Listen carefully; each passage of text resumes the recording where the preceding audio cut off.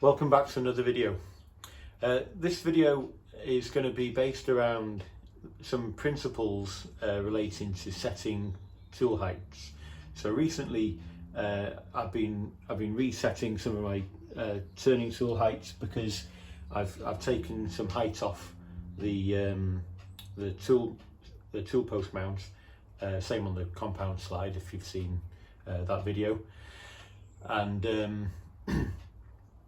And normally I just take for granted that the centre height of a Myford is 3.5 inches or 89 millimeters, and so generally I measure the height of the tool. I get it somewhere close just by measuring it with a rule, so you know I can set it to about 1/4 mil accuracy, and then what I do then is I take a facing pass and I just tweak it until the little pip in the centre goes. And that's probably accurate enough, you know, but I made a little setting gauge. So I made this out of 2 bits of aluminium. I made a little base plate for it, relieved the centre, and it's just screwed to another piece of bar with an M6 cap screw. So the idea is that this goes onto the bed of the machine, and then with a, you know, I can either run a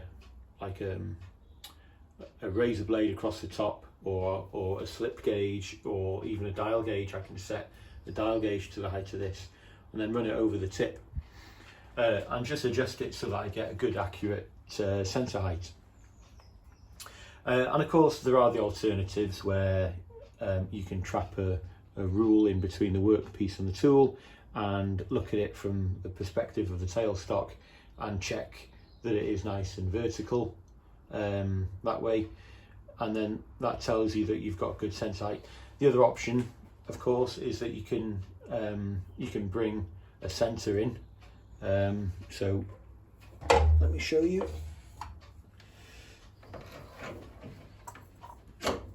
So you could bring a centre into the equation, turn the tool around a little bit, and then align it to the centre. So, you know, there's a few ways of skinning a cat. But in this video, I'm going to talk about something slight. Well, it's relating to the same subject, but a slightly different method. And so to do that, and by the way, I know that I'm not a million miles away because I've faced off a piece of bar here. I've turned the diameter, and not to any particular dimension, but I'll measure it in a minute. And I can see on the face here that I've turned, I can't feel a centre pip, and it feels okay. But what I did notice when I made this little setting block last night, and when I compared the height of it visually, I haven't measured it yet, but when I compared the height between the setting piece and the tool, they didn't seem to be in agreement with each other, which makes me wonder about the centre height on this machine. So, like I said, nominally it's 3.5 inches or 89 millimeters, but that's the nominal dimension that these machines are manufactured to, and of course there are going to be manufacturing tolerances. So the purpose of this video is to find out exactly what the centre height is on this machine, and it may be that I have to remake this gauge, but we'll see. So in order to do that, I'll just briefly explain the method, and then there'll be some time-lapse footage of me doing the various steps that I'm going to explain now. So what I've done already, like I said, I've turned a piece of bar to a diameter, no particular size. I've just machined it so that it's perfectly concentric to the axis of the headstock, and I faced it off. So I'm going to take a series of measurements on here, and I'll take the average so that I've got a good measurement of the bar. And then what I'm going to do is I'm going to set a stack of gauge blocks, which will be equal in height to the 89 millimeters plus half of the diameter of this bar. So effectively the stack of gauge blocks will be level with the top here. And what I'll do then is I'll set a dial gauge, zero it on the gauge block stack, and then I'll compare that to the crest of this piece of bar. And whatever the difference is what I'll either need to add or subtract from the nominal dimension. And that's how I'll be able to determine what the centre height is on this machine. And then I'll bring you back after that.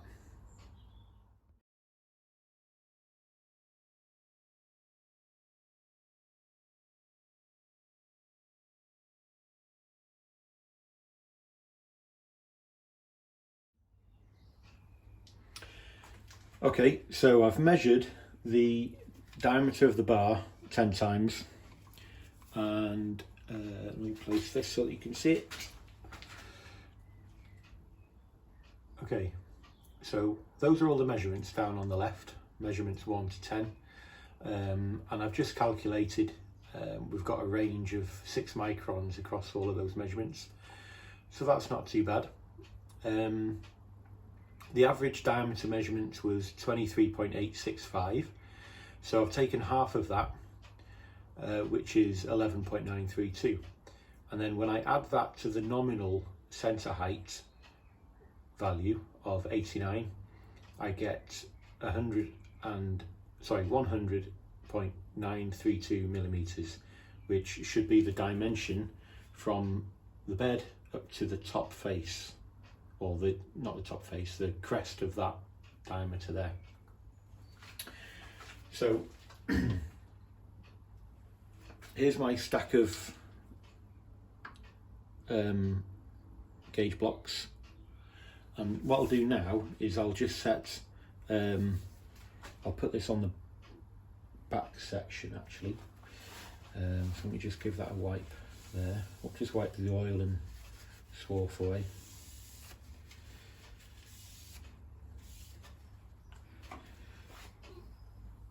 So making sure that everything is nice and clean.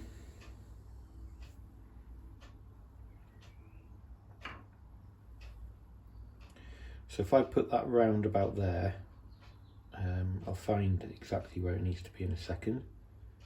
So that's nice and down, there's no grittiness, I know that that's clean, I can feel it's clean. And now what I'll do is I'll get my dial gauge here now.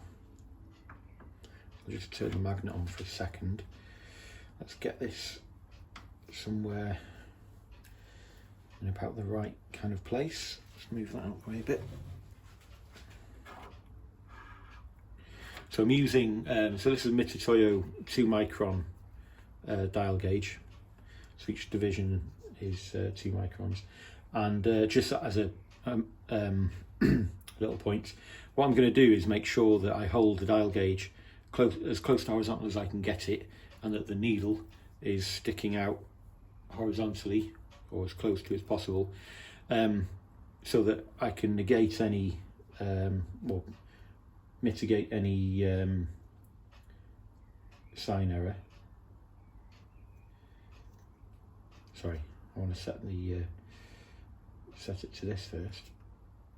So I'm going to put some preload on so that I can detect any travelling either way, so that that's locked up. Let's adjust that, let's bring that around. Can you see the clock? It's not very clear, but so I'll have to tell you what it's reading. So that's, set that to 0 there.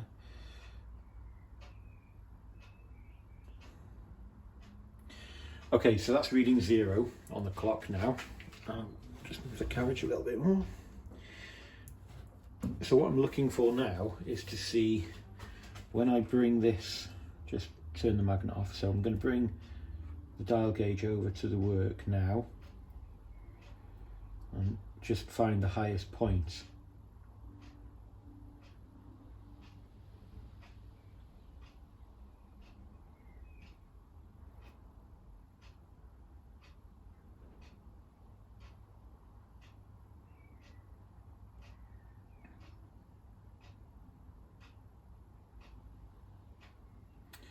which is there. Now, I've got a shade over 2 microns. I'm amazed by that. I am really amazed. This is not dress rehearsed. I'm seeing this for the first time, just like you are.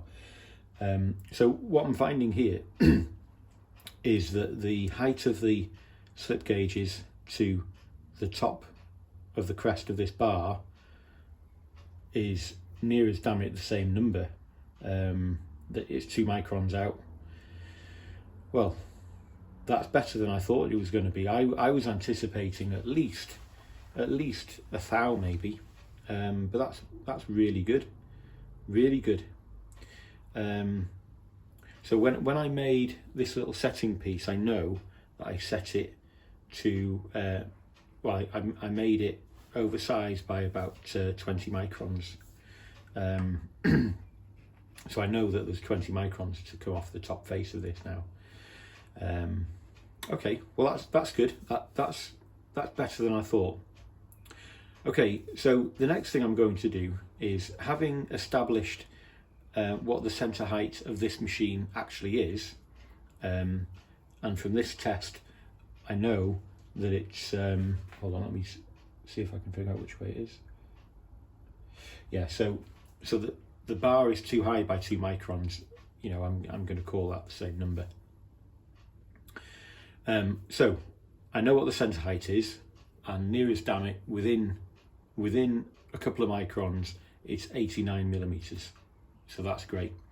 So what I'm going to do now is I'm going to set my turning tool very accurately to center height with a slightly different method that you may not have seen used. And it's probably complete overkill, but why not?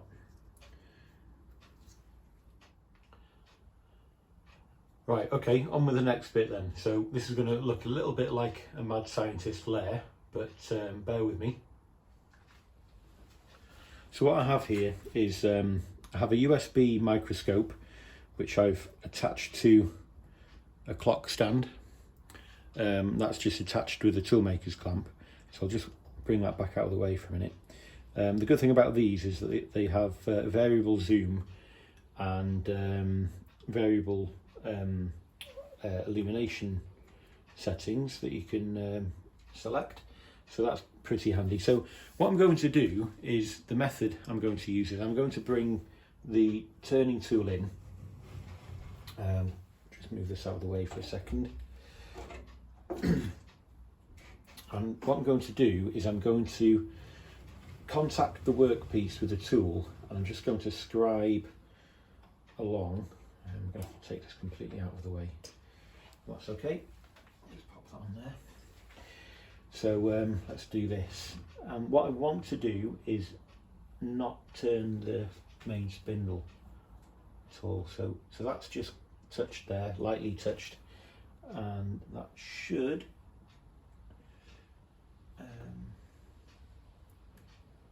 scribe the workpiece. There we go. Okay, so I've got a scribe line there, on there now, and now what I'll do is I'll bring the camera in, put the microscope in, and I'm going to show you what this looks like on the screen of my laptop in a second. So I'll just get this looking at that somewhere in the right place. I'm not sure how far away I'm going to need to get. I might have to turn this toolmaker's clamp around in a second, but we'll see. We'll see how we go. Okay, so I'm going to prat around with this for a minute, get it set up correctly, and then I'll show you what it looks like.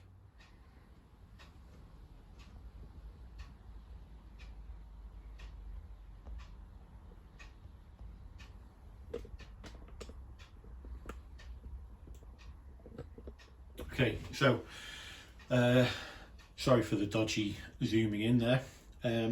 So what I've got here now is, as I've explained, I've got the little Chinesium USB microscope set up, and I'm looking as close to horizontal as I can at the workpiece. I'm looking at the scribe line and I'm looking at the stack of gauge blocks which I've set to 89mm, and and so just as a visual, you know, it's difficult to see by eye. It looks as though the stack of gauge blocks is slightly higher than the line that I scribed with the tool. I'll show you what I'm looking at on my laptop screen now. So I'll move over there and show you what that looks like. Okay, so this is what I'm looking at on my laptop screen. So it probably doesn't look like much at the moment, but if I move this, then hopefully you can see coming into shot let me move this a little bit. So hopefully you can see coming into shot the gauge block as I move it along like that. Okay, so let me just move that out of the way. So what we see here, hopefully you can tell that along there is a scribe line. Let me see if I can turn the brightness down a bit. Is that better? I think that's better. So here is the scribe line from the tool, and I can prove that that's the scribe line because if I put my scriber there on the line, you can see that the tip of my scriber is there, and I've just marked it. Okay, let's get this set up then. So I'll just move this out of the way for a minute, and I'll bring this over. And what I'll do is I'll just give this a bit of a turn so it's easier to bring the tool closer to the gauge block. So let's move that over to there. I'm hoping that we'll get both in shot in the microscope. Okay.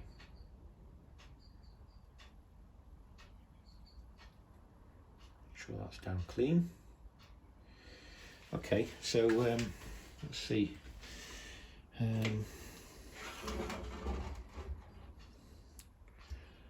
what am I looking at? Ah, there we go. So yeah, it doesn't help that it's upside down. Let me bring this down a bit.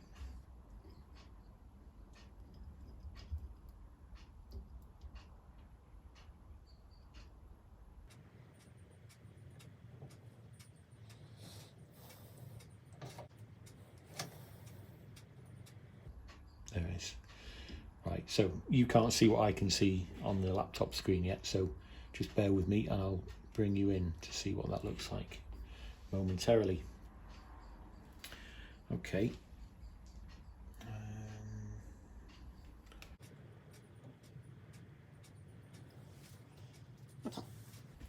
Just want to adjust the zoom slightly.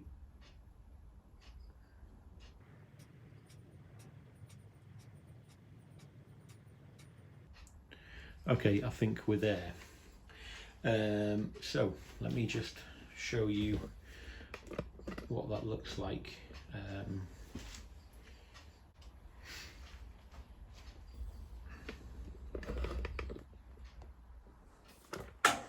Okay, so this is what we're looking at on the screen.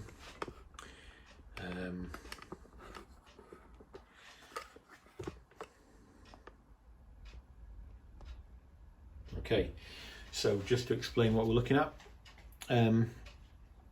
this is the gauge block. There's a little chamfer on the edge of the gauge block, so that's what we're looking at. And then this is the turning tool that's upside down. So what I'm going to do now is I'm going to adjust, or I'm going to attempt to adjust the height of the tool whilst aligning the tip there to the edge of the chamfer there. So let's see how that goes. I need a little tool out of this toolbox. Underneath underneath the laptop. There we go. Okay, so let's see how it goes.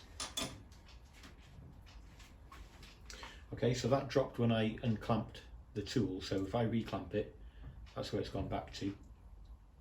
Okay, so in one of my previous videos, this is what I was talking about when you cycle the clamp, you know, so that's the clearance, and then when you clamp it up, that's where it goes to. Okay, so it's unclamped now. So I want to bring the tool up, so let's do that, and I'm going to bring it slightly shy because when I clamp it, it comes up.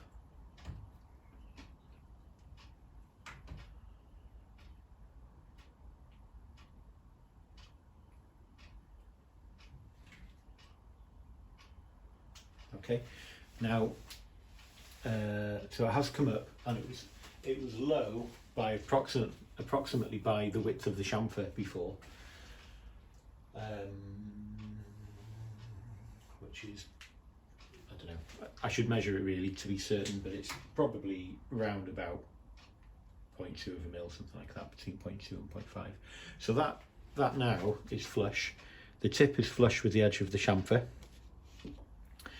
And what I'll try to do now is I have, let me zoom out. So I have a little graticule that came with the camera or the microscope. So I'm going to see if I can put that in shot to see if I can calibrate,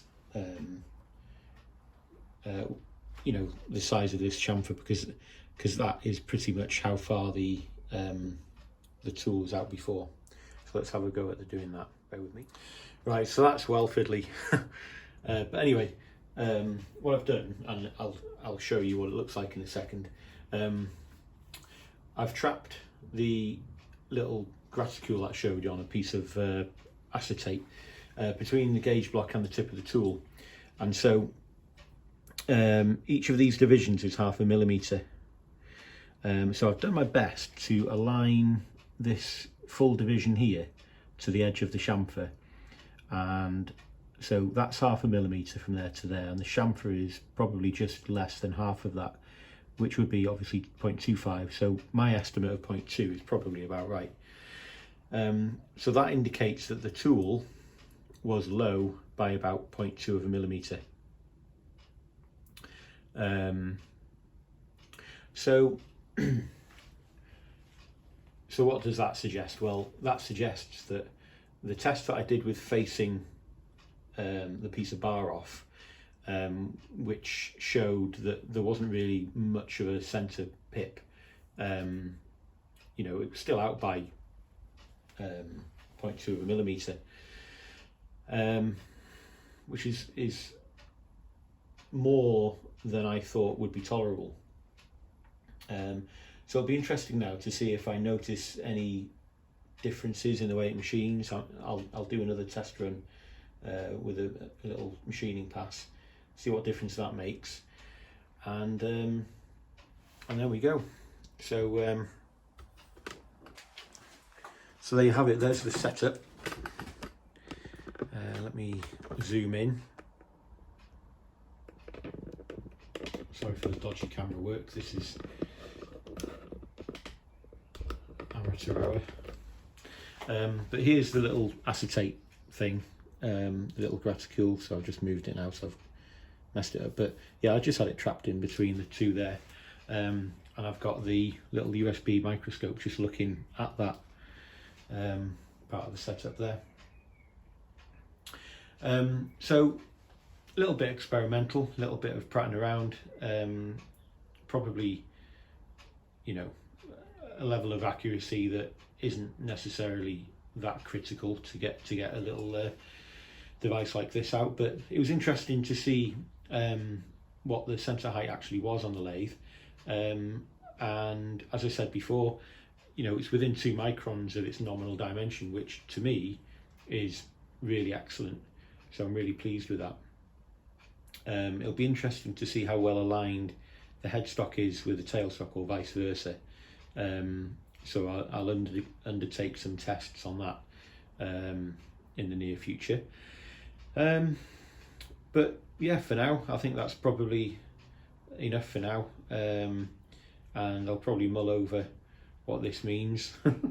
And but anyway, I hope you enjoyed watching a bit of tinkering around, and thanks for watching, and I'll see you on the next video. Bye bye.